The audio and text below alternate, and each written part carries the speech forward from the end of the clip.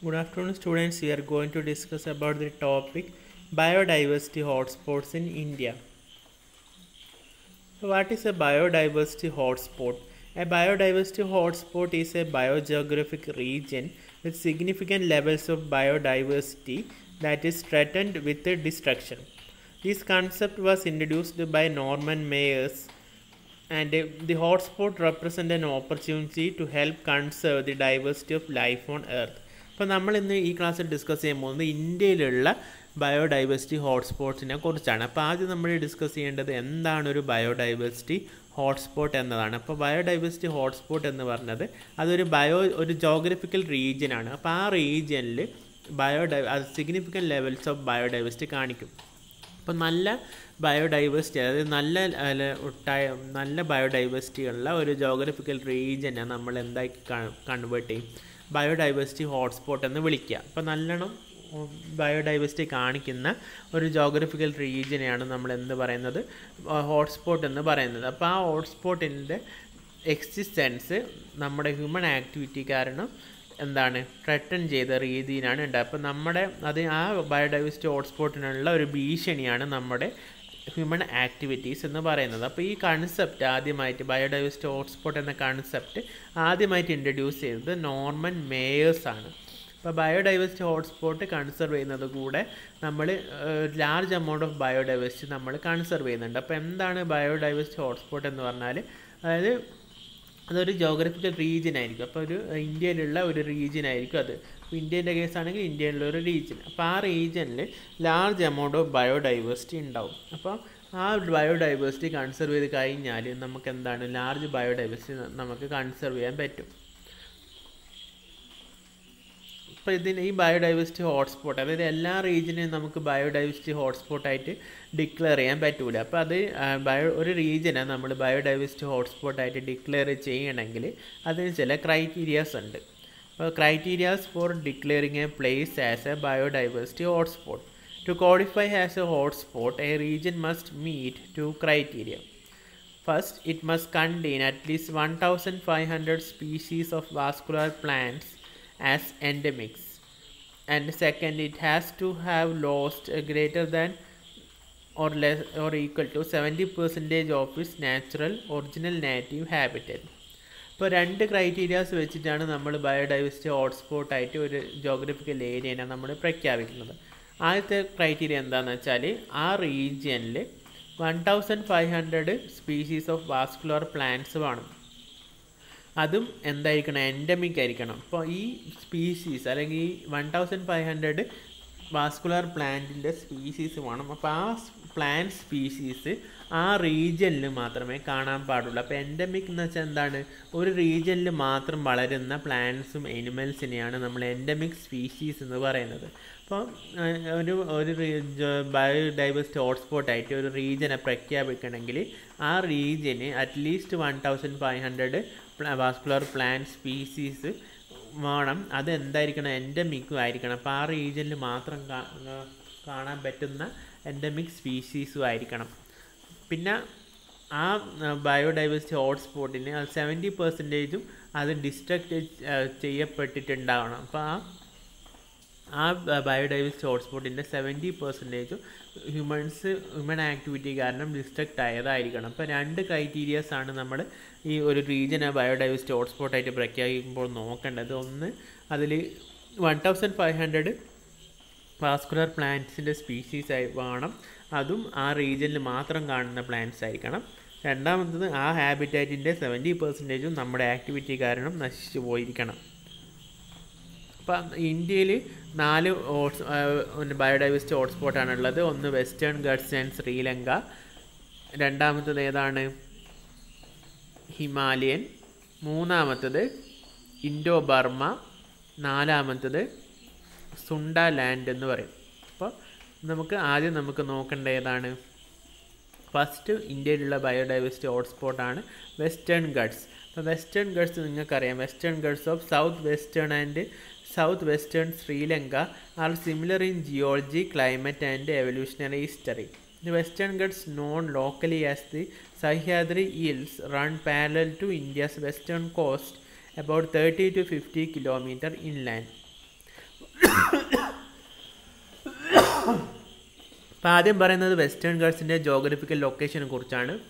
അപ്പോൾ western guts എവിടെയാണുള്ളത്? ഇന്ത്യൻ്റെ western coastal റീജിയനിലുള്ള മൗണ്ടെയ്ൻസിനെയാണ് നമ്മൾ വെസ്റ്റേൺ ഗട്ട്സ് എന്ന് പറയുന്നത്. ഇത് കൂടാതെ ശ്രീലങ്കയിലുള്ള വെസ്റ്റേൺ മൗണ്ടെയ്ൻസും വെസ്റ്റേൺ ഗട്ട്സിൻ്റെ ക്യാരക്ടേഴ്സും കാണിക്കുന്നുണ്ട്. അതുകൊണ്ടാണ് നമ്മൾ ശ്രീലങ്കയും കൂടി ഉൾപ്പെടുത്തിയത് ഈ ഹോട്ട്സ്പോട്ടിൽ. അപ്പോൾ ഇതിന് വെസ്റ്റേൺ ഗട്ട്സിനെ നമ്മൾ വേറൊരു പേരും കൂടി പറയുന്നുണ്ട്. അതാണ് സഹ്യാദ്രി എന്ന് പറയും, അല്ലെങ്കിൽ സഹ്യൻ എന്നൊക്കെ പറയും. അപ്പോൾ അതിൻ്റെ ജോഗ്രഫിക്കൽ ഡിസ്ട്രിബ്യൂഷൻ എന്ന് വെച്ചാൽ 30 to 50 കിലോമീറ്ററാണ് ഇതിൻ്റെ ലെങ്ത്ത്. പിന്നെ ഈ വെസ്റ്റേൺ ഗട്ട്സിനെ യുനെസ്കോ വേൾഡ് ഹെറിറ്റേജ് സൈറ്റ് എന്തായിട്ട് ഡിസ്കവർ ചെയ്തിട്ടുണ്ട്? One of the 8 hottest hotspot of the biological diversity in the world. അപ്പോൾ വേൾഡിലുള്ള ഹോട്ട്സ്പോട്ടിൽ ഏറ്റവും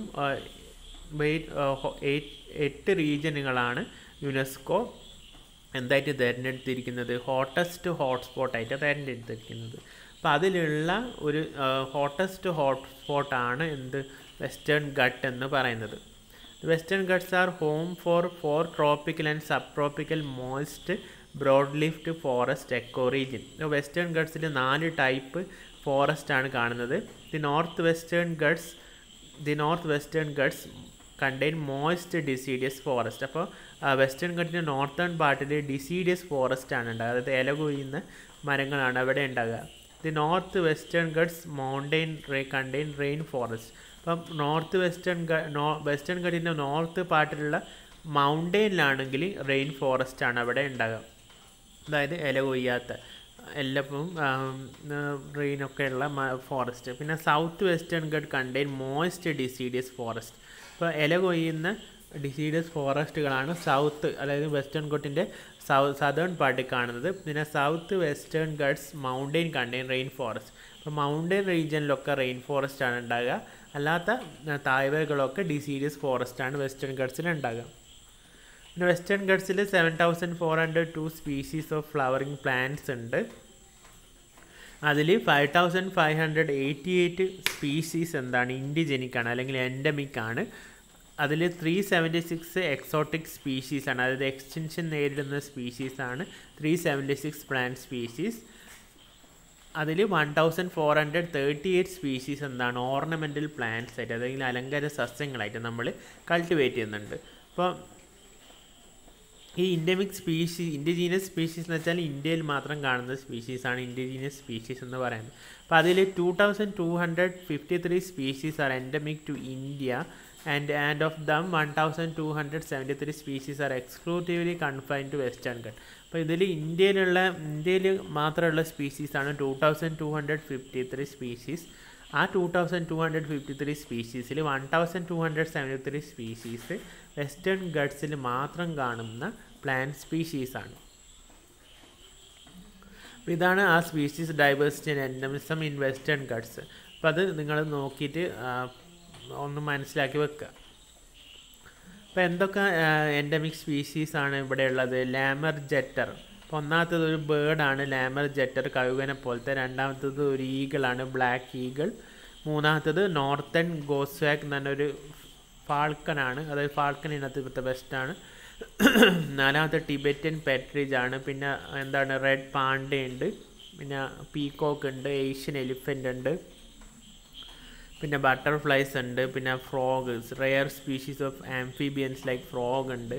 പിന്നെ ഇതാണ് നീലഗിരി താർ എന്നൊക്കെ പറയുന്നത്, വരയാട് എന്നൊക്കെ പറയുന്നത്. ഈ വരയാടൊക്കെ വെസ്റ്റേൺ ഗട്ട്സിൽ മാത്രമേ കാണൂ. പിന്നെ ഹോൺബില്ല്, മലമുഴക്കി വേയാമ്പൽ. പിന്നെ ഈ ഫിഷാണ് മിസ് ഇന്ത്യ എന്നറിയപ്പെടുന്ന ഫിഷ്. അപ്പോൾ ഈ ഫിഷും വെസ്റ്റേൺ ഗട്ട്സിൽ മാത്രമേ ഉള്ളൂ. പിന്നെ പലതരത്തിലുള്ള എക്സോട്ടിക് ബേർഡ് സ്പീഷീസ് ഉണ്ട്. പിന്നെ രണ്ടാമത്തെ ഫസ്റ്റ് ഹോട്ട്സ്പോട്ടായിരുന്നു വെസ്റ്റേൺ ഗട്ട്സ്. ഇന്ത്യയിലുള്ള first ഹോട്ട്സ്പോട്ടാണ് western gut.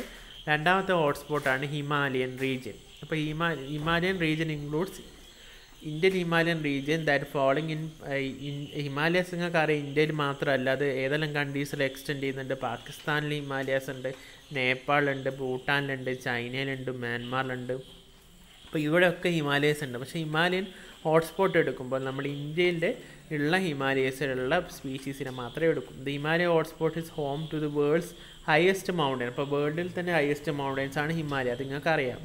The hotspot is home to important populations of numerous large birds, mammals including vultures, tigers, elephants, rhinos and wild water buffalo. അപ്പോൾ ഈ ഹിമാലയൻ ഹോട്ട്സ്പോട്ടിൽ റെയർ എനിമൽസ് ഉണ്ട്. അപ്പോൾ ഈ rare animals എന്തൊക്കെയാണ്?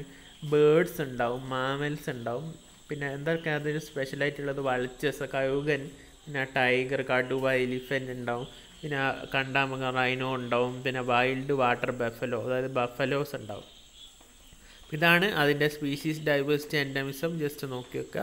അപ്പോൾ ഇതാണ് യാക്ക്. ഇപ്പോൾ യാക്ക് നിങ്ങൾക്കറിയാം ഹിമാലയൻ മൗണ്ടൻ റേഞ്ചിൽ കാണുന്ന ഒരു തരം ബഫലോ ആണ് യാക്ക്. പിന്നെ ഒരു ബേർഡ് ഉണ്ട്, ഗ്ലോസ് പെസൻ്റ് എന്ന് വെച്ചാൽ മനോഹരമായ ഒരു ബേർഡ്. പിന്നെ ഇന്ത്യയിൽ കാണുന്ന ഒരു വാട്ടർ ബഫലോ ആണ്, അത് ഹിമാലയൻ റീജിയനിൽ കാണുന്ന ഒരു വാട്ടർ ബഫലോ ആണ് മിഥുൻ എന്ന് പറഞ്ഞിട്ടുള്ള ഒരു വാട്ടർ ബഫലോ. മൂന്നാമത്തെ ഹോട്ട്സ്പോട്ട് ഇൻ ഇന്ത്യയാണ്. മൂന്നാമത്തെ ബയോഡൈവേഴ്സിറ്റി ഹോട്ട്സ്പോട്ട് ഇൻ ഇന്ത്യയാണ് ഇൻഡോ ബർമ. അപ്പം ഇൻഡോ ബർമയിൽ it consist of more than 2 million square kilometer of tropical Asia. അപ്പം ഏഷ്യൻ്റെ 2 million square kilometer എന്താണ്? ഇൻഡോ ബർമ ഹോട്ട്സ്പോട്ടാണ്. അപ്പോൾ Indo Burma is still revealing is biological treasure. അപ്പോൾ ഇൻഡോ ബർമ റീജിയനിലുള്ള ബയോളജിക്കൽ ഡൈവേഴ്സിറ്റി അല്ലെങ്കിൽ ബയോഡൈവേഴ്സിറ്റി നമ്മൾ പഠിച്ചു വരുന്നേ ഉള്ളൂ. അപ്പം ഇനിയും കണ്ടെത്താത്ത സ്പീഷീസ് എവിടെയുണ്ട്? Indo Burma ഹോട്ട്സ്പോട്ടിലുണ്ട്. ഇപ്പോൾ 6 large mammal species have been discovered in the last 12 years. The large antlered muntjac, the Andamite muntjac, the grey-shanked dock and the Andamite striped rabbit, the leaf deer. അപ്പോൾ ഇത് പല തരത്തിലുള്ള സ്പീഷീസാണ്. അതായത് ഈ Indo Burma റീജിയനിൽ കണ്ടെത്തിയ, അതായത് കഴിഞ്ഞ 12 വർഷങ്ങളായിട്ട് ഇൻഡോ ബർമ റീജിയനിൽ കണ്ടെത്തിയ പുതിയ മാമൽ സ്പീഷീസാണ് ഇതൊക്കെ. അപ്പോൾ പേര് പഠിക്കാൻ ബുദ്ധിമുട്ടായിരിക്കും, ജസ്റ്റ് ഞാൻ പറഞ്ഞു തന്നേട്ടോ. അപ്പോൾ നോക്കപ്പോൾ ലാർജ് ആൻഡലേഡ് മുണ്ടാക്ക് എന്ന് വെച്ചാൽ ഒരു ഡിയറിൻ്റെ സ്പീഷീസാണ്. ഗ്രേ ഷാങ്ക്ഡ് ഡൗക്ക് എന്ന് വെച്ചാൽ ഒരു കുരങ്ങൻ്റെ സ്പീഷീസാണ്. പിന്നെ ലീഫ് ഡിയർ ഇങ്ങനെ ഒരു ഇതാണ് ഒരു ഡിയർ സ്പീഷീസാണ്. പിന്നെ അനമൈറ്റ് സ്ട്രൈപ്ഡ് റാബിറ്റ്, അതൊരു റാബിറ്റ് സ്പീഷീസാണ്, അത് മുയലിൻ്റെ സ്പീഷീസാണ്. പിന്നെ these hotspot also hold remarkable endemism in fresh water turtle species and most of which are threatened with extinction due to over harvesting and extensive habitat loss. അപ്പോൾ ഈ Indo Burma റീജിയനിൽ കുറേ എന്ത് കാണുന്നുണ്ട്? എൻഡമിക് ഫ്രഷ് വാട്ടർ ടർട്ടിൽ സ്പീഷീസിനെ കാണുന്നുണ്ട്. അതായത് ഈ ഇൻഡോ ബർമ റീജിയനിൽ മാത്രം കാണാൻ പറ്റുന്ന ചില ആമകളുണ്ട്. അപ്പോൾ ഈ ആമകൾ ഈ ഇൻഡോ ബർമ റീജിയനിൽ മാത്രം കാണുന്നതാണ്. അപ്പോൾ ഇതൊരു എക്സ്റ്റിൻറ്റ് സ്പീഷീസാണ്. കാരണം ഓവർ ഹണ്ടിങ്ങും പിന്നെ ഹാബിറ്ററ്റ് ലോസും കാരണം ഇത് എക്സ്റ്റിൻറ്റ് സ്പീഷീസ് ആയിട്ടാണ് ഈ ഇൻഡോ ബർമ റീജിയനിൽ കാണുന്ന ആമകളെ നമ്മൾ ഉൾപ്പെടുത്തിയിരിക്കുന്നത്. പിന്നെ bird life in Indo Burma is also incredibly diverse, holding almost 1,300 bird species including the threatened white-eared night heron. അപ്പോൾ ഈ ഇൻഡോ ബർമ റീജിയനിൽ മാമൽസും ടേർട്ടൽസും മാത്രമല്ല ഡൈവേഴ്സ് ബേർഡ് ലൈഫ് ഉള്ള ഒരു റീജിയനാണ് ഇൻഡോ ബർമ റീജിയൻ. അതിൽ 1,300 different species of bird Indo Burma റീജിയനിൽ കാണുന്നുണ്ട്. അപ്പോൾ അതിൽ എക്സ്റ്റിൻറ്റ് സ്പീഷീസ് അല്ലെങ്കിൽ ത്രെറ്റൻഡ് സ്പീഷീസാണ്. ആദ്യത്താണ് വൈറ്റ് ഇയേർഡ് നൈറ്റ് ഹെറോൺ. അപ്പോൾ ഒരു കൊച്ച പോലത്തെ ഒരു പക്ഷിയാണ് വൈറ്റ് ഇയേർഡ് നൈറ്റ് ഹെറോൺ. ആ പിക്ചറിൽ നോക്കുക. രണ്ടാമത്തേത് ഗ്രേ ക്രൗണ്ട് ക്രോസേഴ്സ്. അപ്പോൾ ഈ ഗ്രേ ക്രൗണ്ട് ക്രോസേഴ്സ് എന്ന് വെച്ചാൽ ഒരു കുരുവിനെ പോലത്തെ ഒരു സ്പീഷീസാണ്. പിന്നെ മൂന്നാമത്താണ് ഓറഞ്ച് നെക്ഡ് പാട്രിച്ച്. അതൊരു കോയിനെ പോലത്തെ ഒരു പക്ഷിയാണ് ഓറഞ്ച് നെക്ഡ് പാട്രിച്ച് എന്ന് പറയുന്നത്. അപ്പോൾ ഈ ഇൻഡോ ബർമ റീജിയനിലുള്ള സ്പീഷീസ് ഡൈവേഴ്സിറ്റി ആൻഡ് എൻഡമിസം കാണിക്കുന്ന ഒരു ടേബിളാണ്, അത് നോക്കി വെക്കുക. അപ്പോൾ നാലാമത്തെ ബയോഡൈവേഴ്സിറ്റി ഹോട്ട്സ്പോട്ടാണ് സുണ്ട ലാൻഡ് എന്ന് പറയുന്നത്. അപ്പോൾ ഈ സുണ്ട ലാൻഡ് എന്തിനാണ് നമ്മൾ ഇതിൽ ഉൾപ്പെടുത്തിയിരിക്കുന്നതെന്ന് വെച്ചാൽ ഇതിൽ മെയിൻലി ഇൻവോൾവ് ചെയ്യുന്നത് മലേഷ്യയും ഇന്തോനേഷ്യയും ഒക്കെയാണ്. പക്ഷേ ഇതിൽ നമുക്ക് ഇത് ഉൾപ്പെടുത്തിയിരിക്കുന്നത് വെച്ചാൽ ഇന്ത്യൻ്റെ ആൻഡമാൻ ആൻഡ് നിക്കോബർ ഐലൻഡ്സ് എന്തിൽ വരുന്നതാണ്, ഈ സുണ്ടാലാൻഡ് ബയോഡൈവേഴ്സിറ്റി ഹോട്ട്സ്പോട്ടിൽ വരുന്നതാണ്. അപ്പോൾ Sundaland hotspot covered western half of the Indo Malayan. അപ്പോൾ ഈ ഇന്തോനേഷ്യ മലേഷ്യ എന്നൊക്കെ പറയുന്നത് ഐലൻഡ്സ് ആണ്. അപ്പോൾ ഈ ഐലൻഡ്സ് ആണ് എന്തിൽ ഉൾപ്പെടുന്നത്, സുണ്ടാലാൻഡ് ബയോഡൈവേഴ്സിറ്റി ഹോട്ട്സ്പോട്ടിൽ ഉൾപ്പെടുന്നത്. അപ്പോൾ ഇത് ഇന്ത്യൻ്റെതായി പറയാൻ കാരണം ഇതിൽ ആൻഡമാൻ ആൻഡ് നിക്കോബർ ഐലൻഡ്സ് ഉണ്ട്. ഇപ്പോൾ dominated by 2 largest islands in world, Borneo and Sumatra. അപ്പോൾ വേൾഡിലേക്ക് തന്നെ ഏറ്റവും വലിയ ഐലൻഡ്സ് ആണ് ഇന്തോനേഷ്യൻ ഐലൻഡ്സായ ബോർണിയോയും സുമാത്രയും. അപ്പോൾ അതൊക്കെ എന്തിൽ വരുന്നതാണ്, സുണ്ടാലാൻഡ് ബയോഡൈവേഴ്സിറ്റി ഹോട്ട്സ്പോട്ടിൽ വരുന്നതാണ്.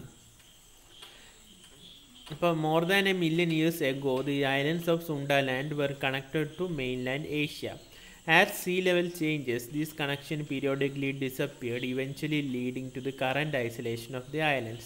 അപ്പോൾ ആദ്യം മില്യൺസ് ഓഫ് ഇയേഴ്സിന് മുന്നേ ഈ ഇന്തോനേഷ്യ മലേഷ്യ ഒക്കെ ഏഷ്യൻ മെയിൻലാൻഡിനോട് കണക്ട് ചെയ്തിട്ടാണ് ഉണ്ടായിരുന്നത്. അപ്പോൾ വർഷങ്ങൾ കഴിയുന്തോറും എന്താണ് ഈ സീ ലെവൽ കൂടിയിട്ട് ഈ ഐലൻഡ്സ് ഈ സുണ്ടാലാൻഡ് എന്തിൽ നിന്ന് സെപ്പറേറ്റഡ് ആയി, ഏഷ്യൻ മെയിൻലാൻഡിൽ നിന്ന് സെപ്പറേറ്റഡ് ആയി. അപ്പോൾ ഈ സുണ്ടാലാൻഡിലുള്ള എനിമൽസ് ഒക്കെ എന്തായി, സെപ്പറേറ്റ്ലി ഇവോൾവ് ചെയ്യാൻ തുടങ്ങി. മാത്രമല്ല അത് മെയിൻലാൻഡിൽ നിന്ന് ഐസൊലേറ്റ് ആയിട്ടാണ് അവർ ഇവോൾവ് ചെയ്തത്.